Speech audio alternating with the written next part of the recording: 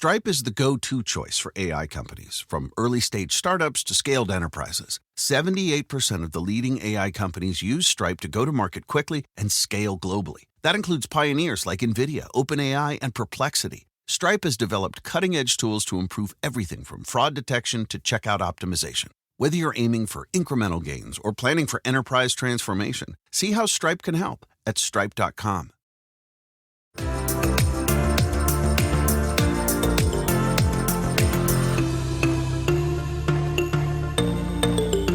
Welcome to Coruzant Technologies, home of the Digital Executive Podcast.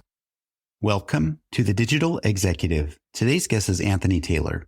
Anthony Taylor is the CEO and Senior Strategic Planning Facilitator at SME Strategy. He holds a degree in Business Administration as well as a Certified Associate in Project Management from the Project Management Institute. Anthony has an entrepreneurial background with more than 10 years of experience running his own small business in various industries. In his book, I Wish I Knew, he shares his best tips for being an entrepreneur. In 2016, Anthony was chosen as Global Entrepreneurship Week Ambassador for Canada, and SME Strategy was awarded the Palme Bleu for Micro Enterprise of the Year from the French Chamber of Commerce. Well, good afternoon, Anthony. Welcome to the show. I'm excited to be here. Thanks so much, Brian.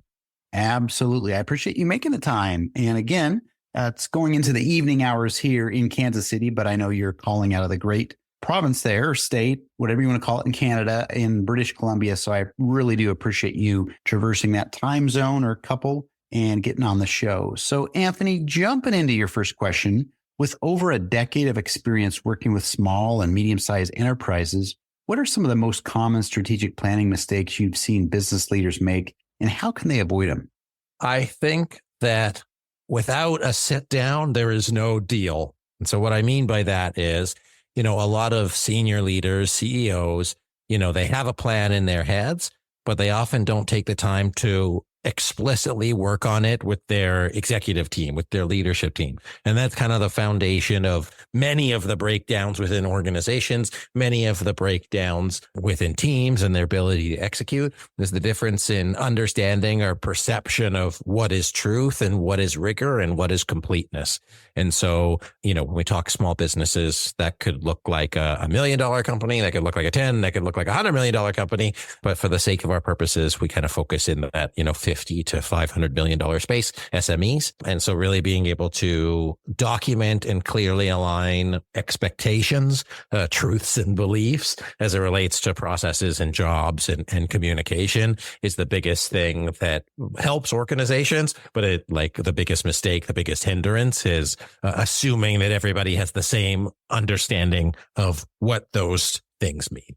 Yeah, just like those certain truths, and everybody's got their own perception of what those are. And again, if you're one of the senior leaders or the CEO of a company, sometimes we don't have the luxury of being inside their head and understanding the way he sees things. So I appreciate that. And you're absolutely right. Communication is at the heart of it. So thank you. And Anthony, in your book, I Wish I Knew, you offer insights into entrepreneurship. If you could go back in time and give yourself one piece of advice as a young entrepreneur, what would it be?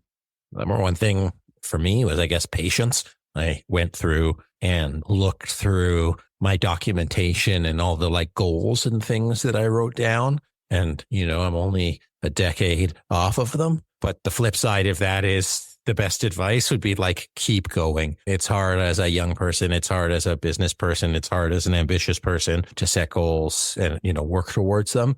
But even in my job as a strategic planning facilitator, where I literally help organizations write down their goals and work through it, the process has been invaluable for me and really helping our clients get to where they want to go. It's really about getting it on paper and just doing the work. There's no shortcut for entrepreneurs to get through here. It's a hard job, but perseverance is one of those golden things that obviously isn't as tangible as others might want to hear right now. McCrispy strips are now at McDonald's. Tender, juicy, and its own sauce. Would you look at that? Well, you can't see it, but trust me, it looks delicious. New McCrispy strips, now at McDonald's. Ba-da-ba-ba-ba.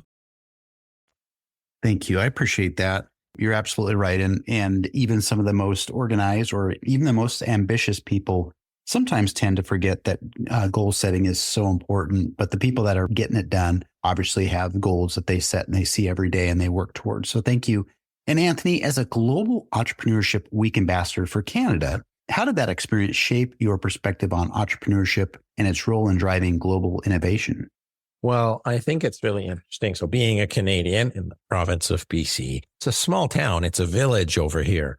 And so recognizing the difference and the dichotomies and similarities of entrepreneurship in Canada, I think it's really important that Canada develops itself to export because we're a small enough market. The benefit of being the Canadian ambassador for Entrepreneurship Week was that I got to travel across to much smaller provinces to meet a lot of various different entrepreneurs, got to look at the ecosystems that exist to support entrepreneurship.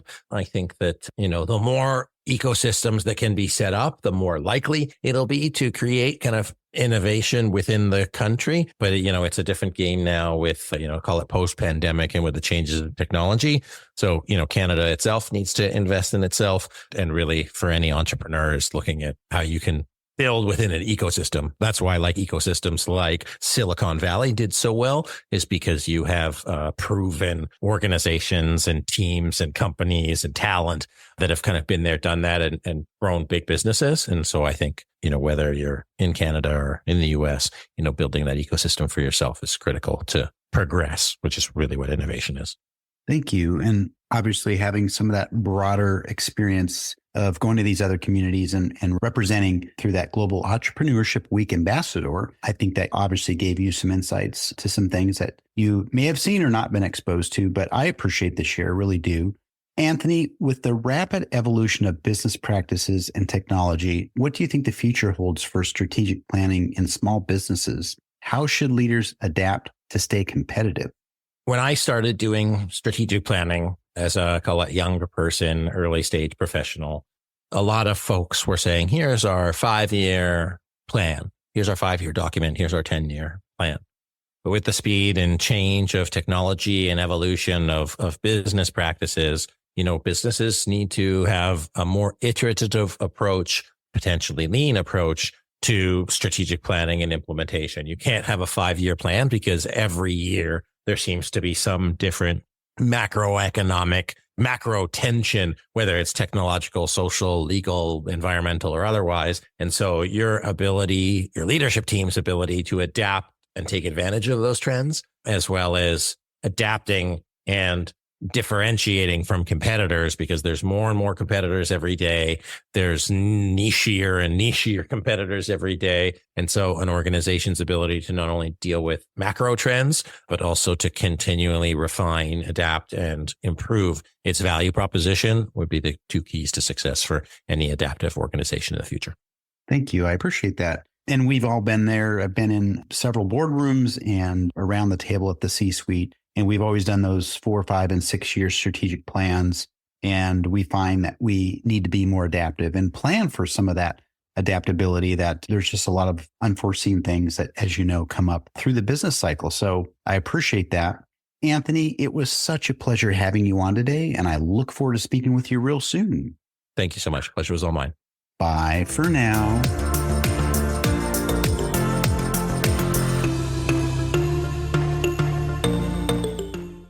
The new McCrispy Strip is here. Dip approved by ketchup, tangy barbecue, honey mustard, Sprite, McFlurry, Big Mac sauce, double dipped in buffalo and ranch, more ranch, and creamy chili McCrispy Strip Dip. Now at McDonald's. Ba-da-ba-ba-ba.